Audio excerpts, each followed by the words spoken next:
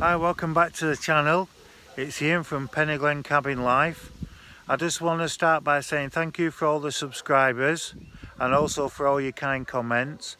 My channel's been going now for about nearly 4 months and I've had a great time videoing, great time editing. I've learnt a lot with the editing as well, and I've now currently got 219 subscribers. I'm absolutely over the moon. I can't deny that in any way. I'm buzzing the fact that I've got that.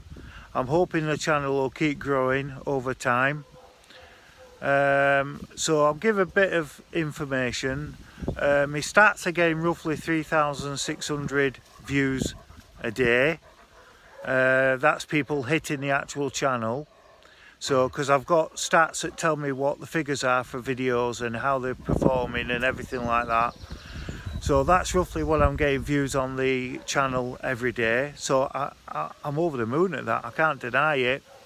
My aim is to try and get about 1,000 subscribers. That's my long-term aim. I know that'll take a long time to happen, but with your help, it'll happen. It can't work without your help at the end of the day.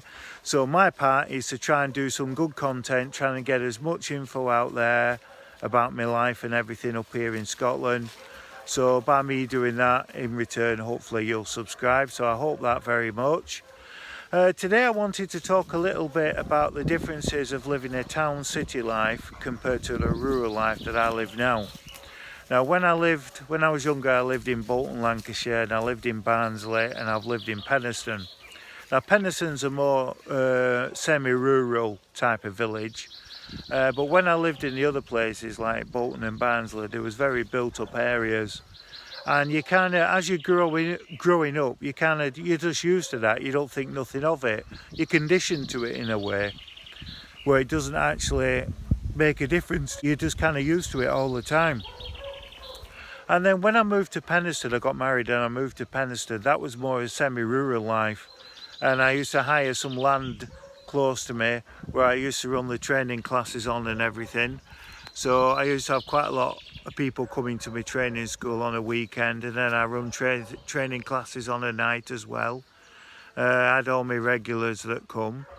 That's how I got to know Andrew. We call each other brothers, me and Andrew, and we're very, very close. And I speak to Andrew most days and everything, and he's in the lockdown and well, he's just starting to get released to England now, but he's been in the lockdown and he's found it hard. He had a litter of pups as well, so it was difficult for him. So I can't say it wasn't difficult for him, but he's got through it. He's done it all. He's very passionate about when he has a litter like myself. He does the very best for his pups to bring them and give them the best start in life, and I'm a big believer in that in any walks of life. Yeah, so when I moved up here, it's a totally different way of life altogether. I'm off grid. I've got a cabin I built. I've got a few kennels at the side. I've got some dogs, obviously. So I fitted all the solar system that's on the cabin. I fitted the turbines myself. I did all the wiring. I hooked them all up to the inverters, and I've made 2 separate power banks. So one half of the cabin is powered by one power bank and the other is obviously powered by the other. So the freezer I've got, that's on one power bank, and the eco fridge is on the other power bank. That way I'm not taking too much power off one bank at any one time. So during the summer months, I'm finding that I've got an abundance of power. So the power that I use during the day, like I'll power my tablet, the internet router, because I have wireless internet, and it'll just power everything. It'll power the freezers, the fridge, everything really that I need. If I want hot water, then I've got a log burning stove, which you've all seen on the videos. If not, just have a look at some of the old videos. A typical day down at the cabin, that's one of them that shows the inside of my cabin. And you'll see that if I want hot water, I've got to put the pans on the stove, get the wood in, get it burning, get it hot, and then I can wash up with that. So I also have a 4-ring Calagas cooker, which I don't use unless I really have to do it in summer if it's too hot to have the fire on. So I do some cooking on that, but I must admit, in the morning sometimes instead of putting the fire on, then I'll just put the kettle on the gas stove and just warm it up that way. I know it's cheating a little bit, but I do that because I like my 3 coffees in the morning. I've got a tradition where I have 3 coffees. It gets me going in the morning. But like I say, if I want wood for the fire, to heat the fire and get it going, then I go into my woodland. You've seen it, where I cut the wood up, I bring it back to the cabin, I split it all by hand. I do actually have a log splitter. I got that when I moved here, but I've not used that for years. I believe that since, well, what it was, I had a heart attack at 39. So when I had that heart attack, it just crippled me, destroyed my life in a way. So it's only in the last 6 months that my strength has started coming back and I'm feeling a bit better in myself.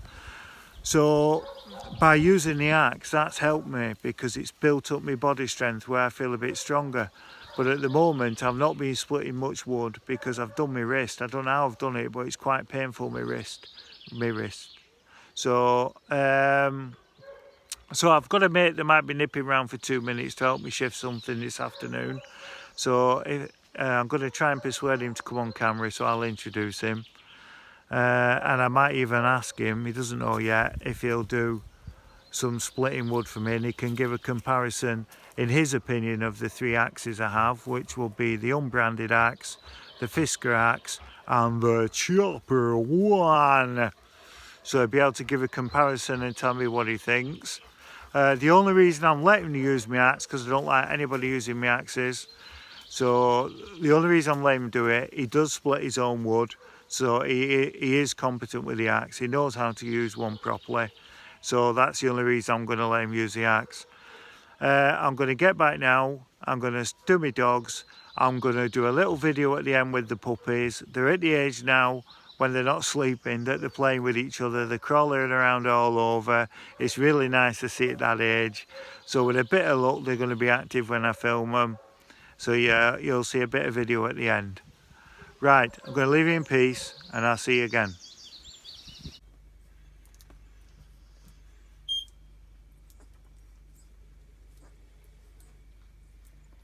The puppies are now 3 weeks old. You can see how big they've grown.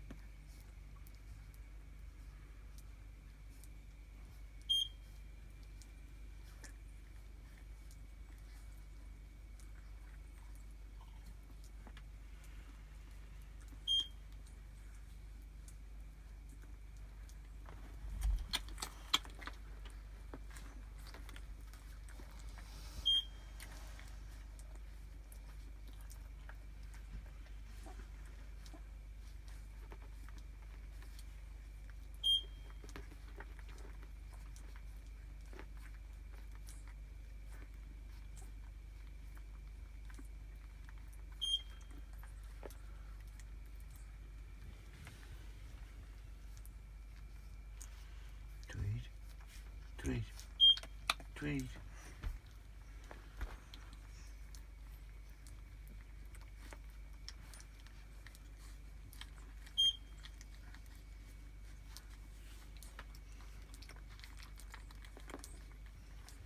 She's been a really good mother, she has, with this litter.